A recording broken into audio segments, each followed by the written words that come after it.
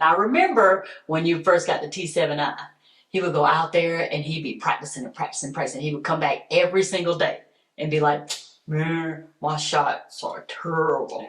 Well, that's a good transition into our next tip. Well, and that was me, honestly. But yeah.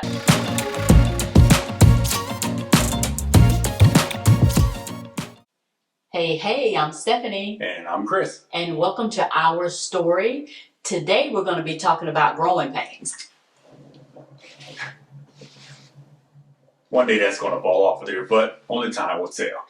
No, I'm just joking. I hope it does. So Krishan says it doesn't have anything to do about the money, or money doesn't count.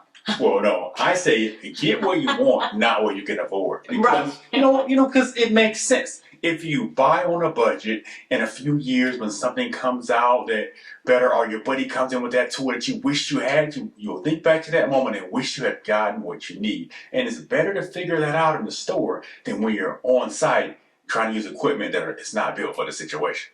That is very true. So I think the first tip we'll start with is practice. Yes, practice. So I have a little story about practice. So for me, I have to practice and practice and practice until I get it right. And a lot of people are like, oh, practice makes perfect. But that's not really true, is it? That is not the case. Stephanie's very organic. So Yeah. She likes to get out there on scene and just make things happen. Me, I'm all about practice. I'm that guy you see on the trail and in the park with his camera trying to make sure that I pick up all the trips and tips necessary so that when I get on scene, I can make things happen. To me, I feel like the more I practice at doing something, the better I get at it. Exactly. So I feel more comfortable if I'm out there just practicing over and over again. And I remember when you first got the T7i, he would go out there and he'd be practicing and practicing, practicing. He would come back every single day and be like, man, my shots are terrible. Well, that's a good transition into our next tip. Well, and that was me, honestly. But also give yourself patience. Understand that it's a journey. Mm-hmm. So you got to go out there, make the mistakes necessary for free, as opposed to accepting someone's money or spending a lot of money getting to a site and it not working out. But allow yourself patience. I'm on a lot of Facebook forums and I see beginners who are in certain forums and I'm like, wow, they are way ahead of where they should be right now with such little time behind the camera. And they're like, man, I suck. I can't make this happen. Like if you only knew where I was, 1 or 2 months in, you'd be really happy with where you are right now. I can tell you I have zero patience.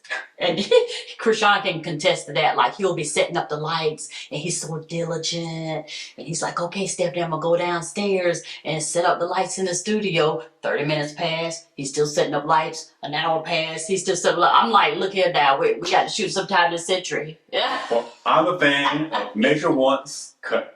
Measure twice, cut once. I've heard that before. Okay, so another tip and trick is enjoy the journey. Yes, right? Exactly. And so that's his thing. He's like, enjoy the journey. I'm always thinking about, okay, what's next, right? Where's my next goal? How can I get to it? How quickly can I get to it, right? But Krishan is like, enjoy the journey. Yeah, because I call it destination addiction.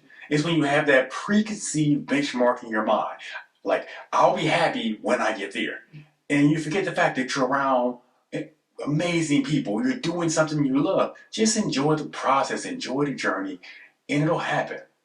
How long would you say it took you from the point you got your first camera, the T7i, to the camera that you're working with now to feel confident that you weren't just struggling to make a shot not look bad? Isn't that you're saying, I guess? That's a great question. And I think what I'm hearing in the question is, at what point did you get to where it's going to be a good shot, as opposed to hoping that it's going to be a good shot? Right. And I'll say that it's ever evolving, as your skill set improves, as my skill set improves, technology changes, trend changes. But I think it's about a 6-month learning curve before you understand, okay, if I do this will happen. For example, when I was in South Africa, I was confident on my equipment, but I was taking pictures of the lions and we had been waiting for these lions all day long.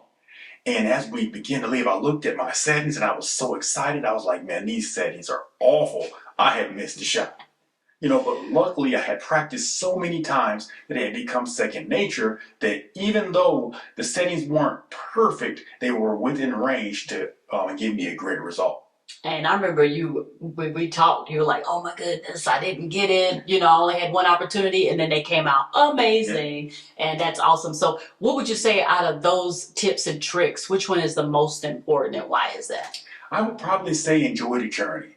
I think that this is a very expensive hobby or passion, as I call it. But if you don't enjoy the journey, I think you burn out pretty fast, and then you'll put a lot of time, energy, effort, and resources into something that you're not doing anymore.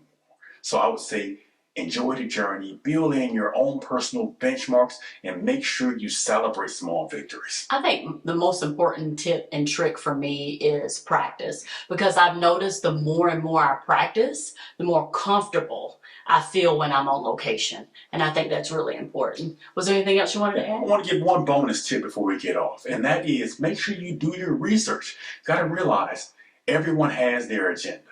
The client has an agenda, you have an agenda, the salesperson has an agenda. So when you go into the store to buy your next piece of equipment or your first piece of equipment, make sure you understand what you need and what you want. Now, I'm not saying that the salesperson agenda is malicious or they have bad intentions, but they have certain things that the owner has told them that they have to sell. They have certain techniques that they use that work good for the photography that they take. So they want to make sure they communicate that to you. So I say do your due diligence, make sure you know what you need and get what you need when you're picking out your new camera or software or whatever tool you need to use to make your dreams come true. I think that is a great tip. Thank you so much for sharing that. Well, we want to thank you so much for joining us on our journey. We really love what we do, and we're just so excited for the next step. Remember, do something nice for someone today, and you can do it. And don't forget, we're just ordinary people trying to do extraordinary things. You know it.